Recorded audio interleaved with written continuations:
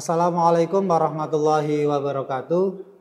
Puji syukur kehadirat Allah SWT atas limpahan rahmat dan karunia-Nya hingga memberikan kesempatan kepada saya untuk mengikuti sertifikasi dosen tahun 2025. Pada kesempatan kali ini, perkenalkanlah saya memperkenalkan diri. Nama saya Dr. Muhammad Faizul Husnayain, MPDI, merupakan salah satu dosen tetap di program studi Hukum Syariah Fakultas Sosial Ekonomi dan Humaniora Universitas Nahdlatul Ulama Purwokerto dengan NIDN 0710039001. Latar belakang pendidikan saya yaitu S1 Pendidikan Agama Islam IKI Anur Yogyakarta, kemudian S2 saya Manajemen Pendidikan Islam Universitas Islam Negeri Malang, kemudian S3 saya Manajemen Pendidikan Islam Universitas Islam Negeri Malang. Pada kesempatan ini saya akan mendeskripsikan pernyataan diri dosen dalam unjuk kerja Tridharma Perguruan Tinggi PDDD UKT PT Bidang Pengajaran. Mata kuliah yang saya deskripsikan adalah mata kuliah Pendidikan Agama Islam. Beberapa hal yang saya sampaikan adalah yaitu yang pertama identitas mata kuliah, kedua deskripsi mata kuliah, ketiga capaian pembelajaran mata kuliah, keempat materi pembelajaran, kelima metode pembelajaran, keenam sistem penilaian. Yang pertama identitas mata kuliah. Nama mata kuliah Pendidikan Agama Islam, jumlah SKS 2 SKS, kode mata kuliah UNU 1002, semester 2, sifat mata kuliah wajib. Deskripsi mata kuliah. Mata kuliah Pendidikan Agama Islam adalah wajib bagi mahasiswa hukum syariah semester 2. Materi yang diajarkan meliputi konsepsi ajaran Islam secara utuh, meliputi ajaran akidah, akhlak maupun fikih-fikih Islam, dan hubungan Islam dengan sains dan teknologi. Capaian pembelajaran mata kuliah. Yang pertama, mahasiswa mampu menjelaskan pemetaan ajaran Islam yang tetap dan dinamis. Kedua, mahasiswa mampu menjelaskan dan memahami sumber-sumber ajaran Islam. Ketiga, mahasiswa mampu memahami makna dan hakikat ajaran Islam. Keempat, mahasiswa mampu memahami esensi dan pokok-pokok ajaran Islam. Materi pembelajaran. Yang pertama, makna Islam dan misi sejarah perkembangan Islam. 2. Sumber-sumber pokok Islam. 3. Trilogi Islam. 4. Konsep ibadah dan muamalah. 5. Dimensi universal dan lokal Islam. 6. Ijtihad dan mujtahid. 7. Islam dan sains. 8. Pendekatan studi Islam dan Islamisasi sains di Indonesia. Metode pembelajaran. Pertama, delivery, student-centered learning dan discovery learning. Kedua, interaction, aktif berinteraksi dalam pembelajaran dan diskusi. Ketiga, assessment, yaitu penilaian yang akan dilakukan melalui tugas, UTS, dan UAS. Sistem penilaian. Pertama, komponen nilai. Kehadiran persentasenya 20%. Komponen nilai kedua, tugas kelompok, yaitu persentase 20%. Komponen nilai ujian tengah semester atau UTS, yaitu 30%. Kemudian ujian akhir semester 30%. Total 100%. Berikut adalah cuplikan kegiatan pembelajaran luring mata kuliah Pendidikan Agama Islam dengan materi makna Islam dan misi sejarah perkembangan Islam. Selamat menyaksikan, terima kasih. Wassalamualaikum warahmatullahi wabarakatuh. Assalamualaikum warahmatullahi wabarakatuh. Waalaikumsalam warahmatullahi wabarakatuh. Baik, pada kesempatan hari ini kita melanjutkan perkuliahan mata kuliah Pendidikan Agama Islam dengan tema makna Islam, misi, sejarah, serta pokok-pokok ajarannya. Sebelum materi kita mulai, Mari kita membaca doa Ummul Kitab liridha wa syafati Rasulillah. Al-Fatihah.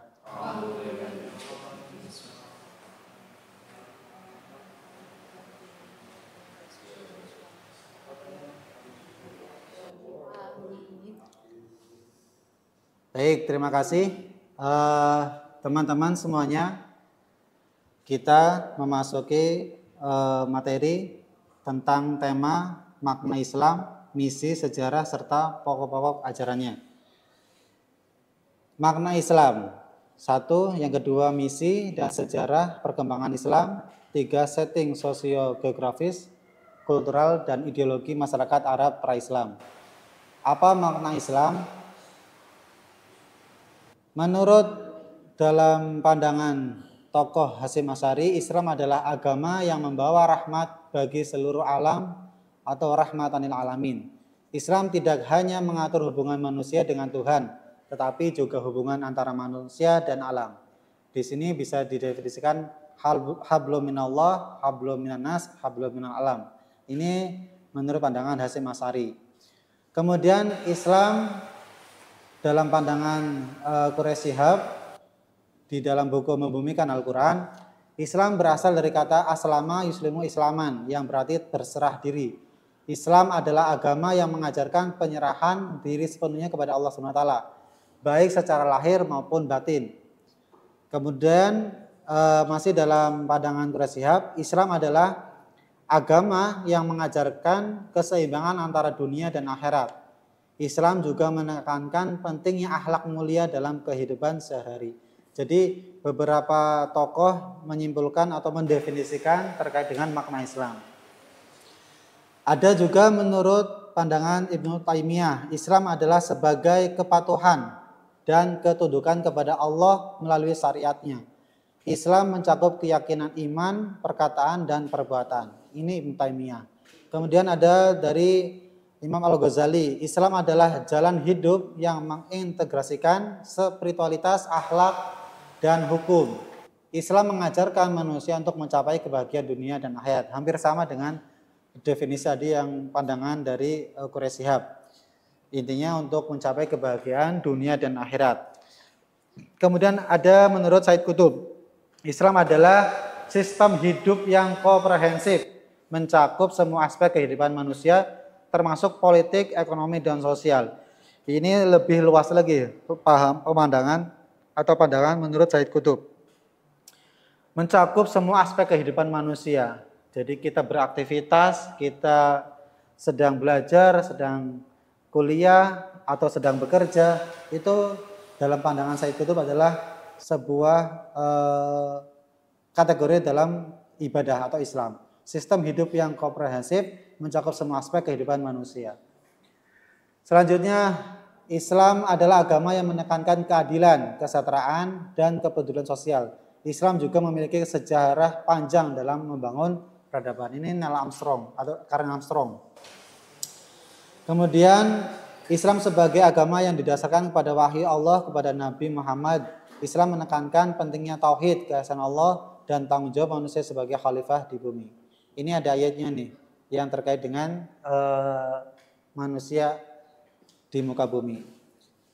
Kemudian menurut Muhammad As'ad, Islam adalah agama yang rasional dan universal. Islam mengajarkan manusia untuk menggunakan akal dan hati dalam memahami kebenaran. Kalau kita lihat beberapa definisi, sebenarnya luas sekali pemahaman atau penjelasan terkait dengan makna Islam. Islam adalah sebuah agama yang diturunkan oleh Allah kepada Nabi Muhammad untuk menjadikan khalifah di muka bumi ini. Kemudian menurut Nurkhalis Majid, Islam adalah agama yang membawa misi pembebasan manusia dari segala bentuk penindasan dan ketidakadilan. Islam juga mengajarkan pluralisme dan toleransi. Ini seperti sejarah atau peradaban Islam ya, membawa misi pembebasan manusia. Kemudian Muhammad Abduh menjelaskan adalah seorang reformis Mesir, menjelaskan bahwa Islam adalah agama yang sesuai dengan akal dan ilmu pengetahuan. Islam mendorong umatnya untuk berpikir kritis dan maju. Nah, ini lebih kepada ilmu pengetahuan, akal dan ilmu pengetahuan. Islam adalah agama yang menekankan keadilan sosial, kesetaraan, dan tanggung jawab moral. Fazlur Rahman. Nah, itu ada beberapa definisi makna Islam ya, dari beberapa pendapat. Ada Fazlur Rahman, Quraish Shihab, ada Said Qutb, ada Imam Al-Ghazali. Selanjutnya subtema kedua adalah apa misi Islam? Menurut Nurholis Majid, misi Islam adalah membawa kemajuan peradaban melalui ilmu pengetahuan, keadilan, dan toleransi. Kedua, Islam masuk ke Indonesia dengan misi damai melalui perdagangan dan pendidikan. Misi Islam sebagai agama rahmatan alamin yang membawa perdamaian dan keadilan. Hampir mirip sama antara misi Islam dengan pemaknaan Islam. Tadi saya lihat di definisi bahwa ada misi kebebasan, ada misi peradaban Islam. Nah, ini misi Islam sebagai agama rahmatan alamin. Kemudian Muhammad Abduh, misi Islam adalah membebaskan manusia dari kebodohan dan ketidakadilan. Jadi sebelum jauh-jauh datang Islam, umat manusia itu belum mengenal namanya aturan norma-norma kehidupan. Jadi adanya datangnya Islam, maka Islam umat itu akan menjadi teratur dalam kehidupan. Jadi di sini kan misi Islam adalah membebaskan manusia dari kebodohan dan ketidakadilan. Selanjutnya Said Qutb, misi Islam sebagai upaya menegakkan sistem kehidupan yang berdasarkan syariat Allah. Ini undang-undang ya, kalau dalam undang-undang dasar. Kalau ini sistem kehidupan yang berdasarkan syariat Allah, berarti teks Al-Quran. Kemudian misi Islam sebagai agama yang relevan untuk semua zaman. Nah, ini dari zaman datangnya Islam sampai zaman sekarang, Islam masih relevan, gitu ya. Kemudian misi Islam sebagai upaya membangun peradaban global yang didasarkan pada nilai-nilai keadilan dan ilmu pengetahuan. Misi Islam sebagai upaya membebaskan manusia dari penindasan dan ketidakadilan. Misi Islam sebagai agama yang membawa manusia kembali kepada fitrahnya. Oke, itu beberapa pandangan terkait dengan misi Islam ya. Jadi tadi ada Nurholis Majid membawa peradaban Islam. Misi Islam menjadikan sebuah kebebasan, atau misi Islam adalah dari zaman jahiliyah menjadi zaman kemerdekaan, artinya bebas dari tidak kebodohan. Sejarah perkembangan Islam, ini masuk ke subtema yang ketiga. Ada periode klasik tahun 610 Masehi sampai 1258 Masehi. Ada beberapa ya klaster zaman Rasulullah, Khulafaur Rasyidin, Bani Umayyah, kemudian Bani Abbasiyah. Periode pertengahan ada masa kemunduran 3 kerajaan besar. Periode modern, masa kebangkitan kerajaan Safawi, masyarakat Arab pra-Islam. Jadi sebelum adanya Islam datang. Jazirah Arabia secara geografis terletak di antara umat-umat yang sedang dilanda pergolakan Persia, Romawi, India, dan Yunani. Di sini ada peta Jazirah Arab. Asal-usul keturunan Arab ada 3, Arab Aidiyah, Arab Aribah, dan Arab Musaribah. Ya, ada 3 asal-usul keturunan bangsa Arab. Kepercayaan merupakan hal yang sangat mendasar dalam kehidupan manusia sebagai landasan hidup abadi. Kepercayaan yang ada saat ini tidak lepas dari sejarah di masa lalu. Kepercayaan ini adalah sesuatu yang kita sebut sebagai agama. Agama di sini dibagi menjadi 2, yaitu agama samawi dan agama ardi. Ada 2 ya pembagian jadi agama. Pada masa pra-Islam, masyarakat Arab sudah mengenal beragam agama. Yang pertama Yahudi, kedua Kristen, ketiga Hanif, keempat Majusi, dan paganisme. Sebenarnya banyak beberapa kepercayaan sebelum datangnya Islam. Ada yang menyembah patung, menyembah batu, menyembah pohon, atau kemudian ini yang api ya, Majusi. Selanjutnya, sebelum kedatangan Islam, bangsa Arab menganut berbagai macam kepercayaan, akan tetapi yang paling dominan adalah menyembah patung. Nah, jadi menyembah patung, dan sekitar Ka'bah terdapat kurang lebih 360 patung yang tersebar adalah patung Hubal. Jadi sebelum datangnya Islam, masyarakat Arab itu tadi yang disebutkan adalah jahiliyah, masyarakat yang bodoh. Karena mereka tidak mengenal norma, aturan-aturan moral, etika, bahkan patung itu disembah karena memang belum adanya datangnya Islam. Sistem sosial masyarakat Arab mengikuti garis bapak patrilineal. Semua keturunannya disebutkan nama bapak. Bagi bangsa Arab, rentetan nama di belakang nama mereka adalah suatu kebanggaan, marga ya. Sebaliknya wanita kurang dapat tempat yang layak di masyarakat. Mereka dipermalukan, dihina, bahkan dikubur hidup-hidup. Nah, ini kalau kita lihat sejarah peradaban Islam, umat manusia sebelum datang Islam itu sangat sekali tidak ada nilai. Bahkan yang perempuan itu dihina, dikubur hidup-hidup, itu yang perempuan. Jadi bangsa Arab kalau ada perempuan hidup atau bahkan lahir itu mereka tidak suka, gitu ya. Maka mereka bangsa Arab melecehkan kaum wanita atau kaum perempuan. Letak geografis alam yang tandus, kering, dan gersang, orang Arab mengandalkan ekonomi mereka dari perdagangan dan peternakan seperti Mekah, Madinah, Yaman. Perebutan padang rumput dan air demi mempertahankan hidup menyebabkan perselisihan peperangan antar suku hanya karena masalah ternak. Ini masalah ekonomi ya, jadi zaman dulu juga banyak peperangan. Ada flora dan fauna. Hasil utama Jazirah Arab adalah kopi, kurma, sayur, buah-buahan. Terpenting adalah kurma, buahnya dimakan, bijinya ditumbuk untuk unta. Sedangkan fauna ada unta, kuda, domba, kambing. Unta yang paling penting karena sebagai alat transportasi dan alat tukar mas kawin. Zaman dahulu belum ada transportasi seperti sekarang. Dulu adanya unta gitu ya. Ini ada sistem hukum bangsa Arab pra-Islam, perkawinan, warisan, riba, qisas, anak angkat. Secara terminologi terjadinya dekadenisme moral atau keperosotan moral baik moral kepada Allah maupun kepada sesama manusia. Secara terminologi adalah zaman kebodohan atau zaman jahiliyah. Tahu kebenaran akan sesuatu, konsep ketuhanan dari kebenaran namun memilih seolah tidak tahu. Jadi sama sekali zaman yang tidak beradab gitu ya. Sesama manusia, umat manusia saling membunuh, saling perang. Bahkan ada yang lahir dibunuh karena tidak suka dengan kelahirannya, terutama yang perempuan.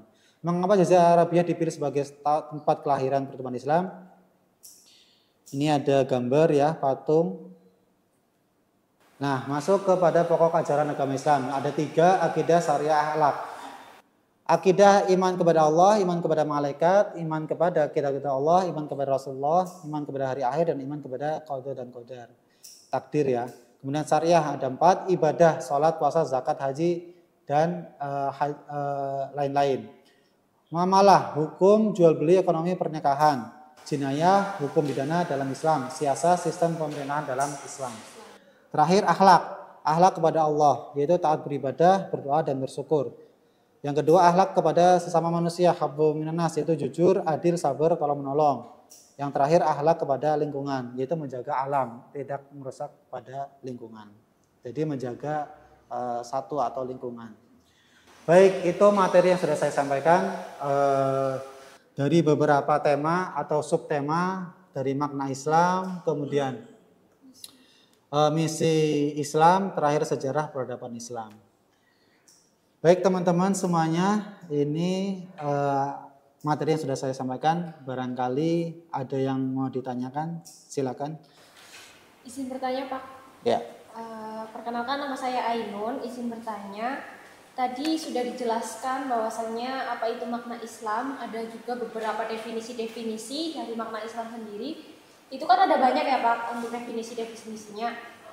Saya masih belum paham betul terkait makna Islam. Mohon untuk dijelaskan secara lebih kompleksnya lagi Pak. Terima kasih.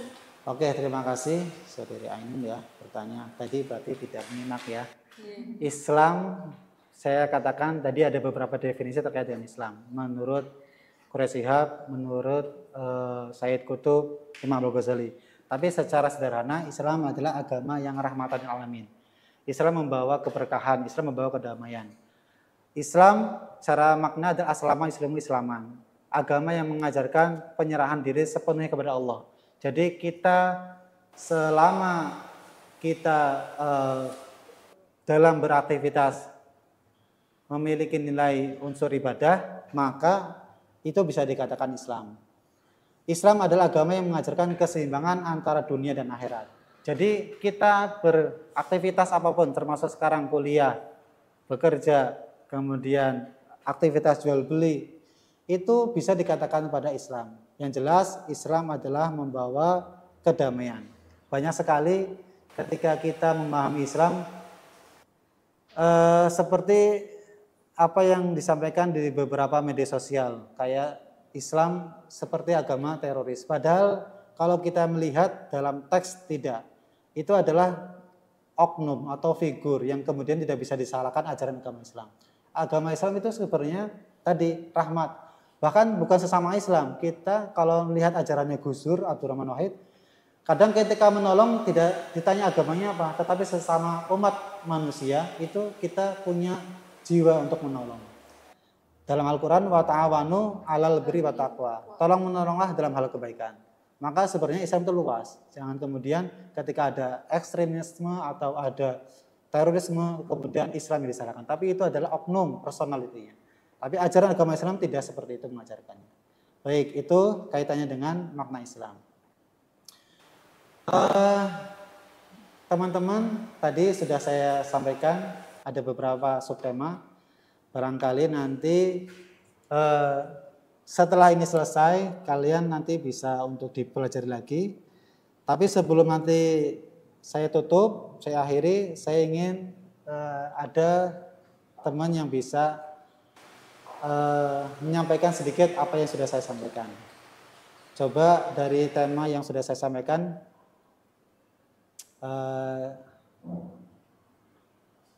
tentang pokok-pokok ajaran Islam.